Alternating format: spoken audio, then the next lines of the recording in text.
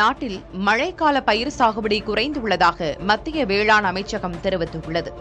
நடப்பு காரிஃப் சீசனில் நாட்டின் மொத்த சாகுபடி பரப்பு 20.95 லட்சம் ஹெக்டேர் சரிந்துள்ளதாக மத்திய வேளாண் அமைச்சகம் கணித்துள்ளது. நாட்டின் மொத்த காரிஃப் சாகுபடி பரப்பு கடந்த ஆண்டில் 1037.52 லட்சம் ஹெக்டேராக இருந்த நிலையில் தற்போது 1016.57 லட்சம் ஹெக்டேராக குறைந்துள்ளது. நெல் சாகுபடி பரப்பு கடந்த ஆண்டை விட 14.37 லட்சம் ஹெக்டேர் குறைந்துள்ளது. அதாவது கடந்த ஆண்டு 393.44 லட்சம் ஹெக்டேராக இருந்த நிலையில் இந்த ஆண்டு 379.07 லட்சம் ஹெக்டேராக உள்ளது.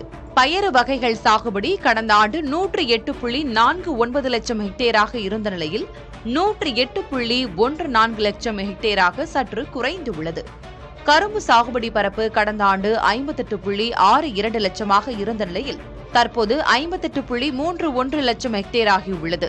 பருத்தி சாகுபடி பரப்பு கடந்த ஆண்டு 108.26 லட்சம் ஹெக்டேராக இருந்த நிலையில் இந்த ஆண்டு 107.3 லட்சம் ஹெக்டேராக உள்ளது.